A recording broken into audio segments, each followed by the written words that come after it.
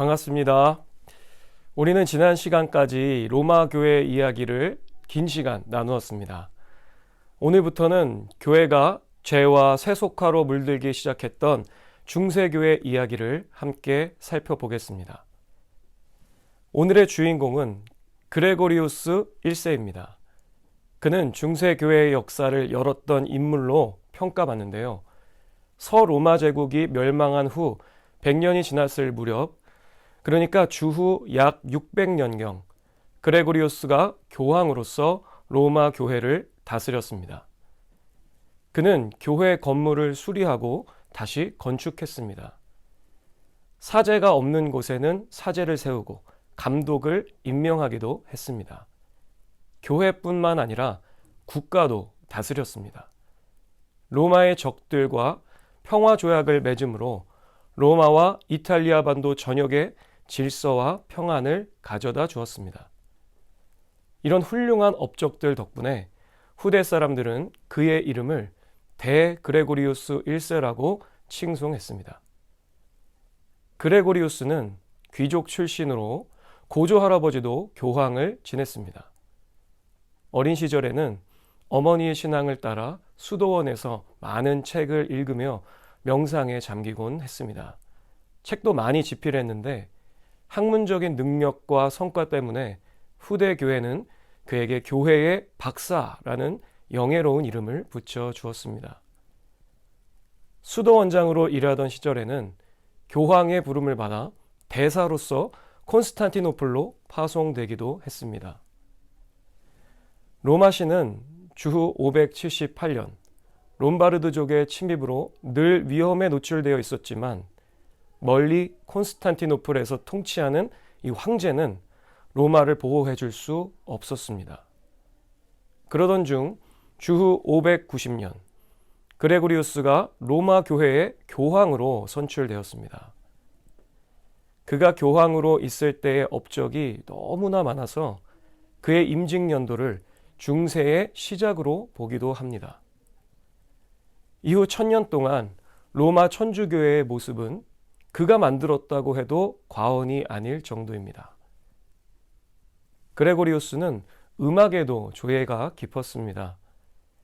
지역에 따라 달리 불렸던 교회 음악을 모아서 하나의 독특한 기법으로 완성했습니다. 그것이 바로 그레고리우스 성가입니다. 지금도 성당에 들어가면 이러한 기법의 음악들을 들을 수 있습니다. 교인들은 이 방법으로 노래하는 것을 정말 좋아해서 지금까지도 교회 음악으로 사랑받고 있습니다. 또 그레고리우스는 교회 건물 안에 여러 성상들을 만들어 세웠습니다. 이전에는 교회 건물 안에 이 성상이 금지되어 있었는데 그는 성상이 설교를 더 잘 이해할 수 있도록 도와줄 것이라고 생각했습니다. 유럽을 여행하다가 고풍스러운 성당에 들어가면 화려한 성상들을 볼 수 있습니다. 이것들은 모두 그레고리우스에 의해 장려된 것들입니다. 그레고리우스는 성지를 방문하는 것을 선행으로 간주했습니다. 우리가 잘 아는 성지 순례라는 말이 바로 여기서 시작되었습니다. 그는 성지에 가면 가능한 많은 성물을 사서 돌아오라고 했습니다. 그것이 신앙에 큰 유익이 된다고 가르쳤습니다. 요즘도 성지 순례를 가면 성물을 사는데 그의 가르침에서 그 기원을 발견할 수 있습니다. 그레고리우스는 성만찬이 제사라고 가르쳤습니다.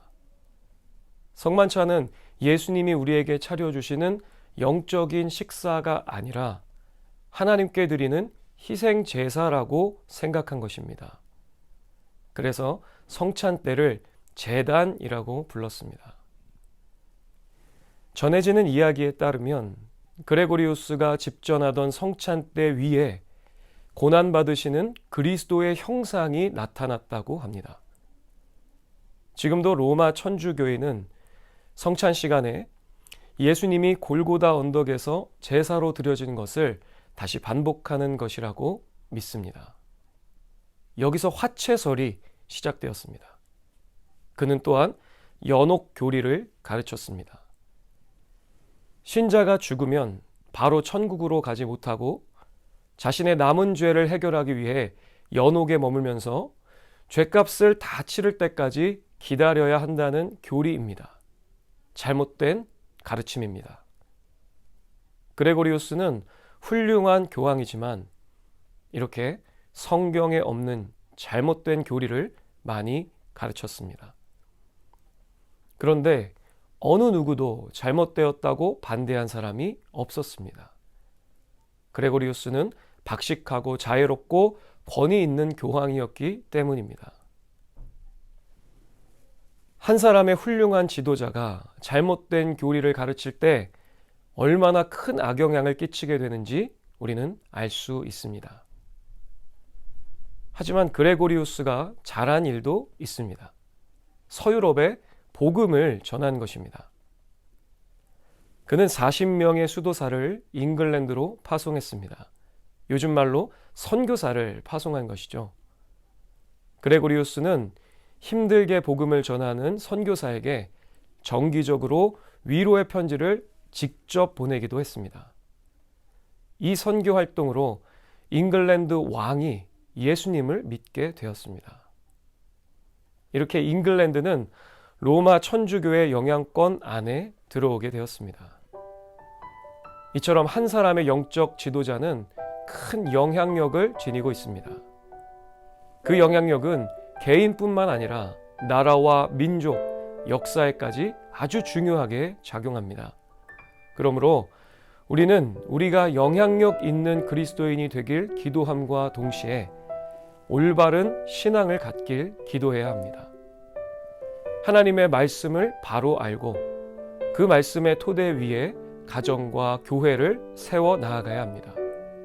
그래서 하나님의 영향력이 나를 통해 나타나는 기적을 모두 체험하실 수 있기를 바랍니다. 한 주간도 영향력 있는 그리스도인으로 살아가는 모든 성도님들 되시기를 주님의 이름으로 축복합니다.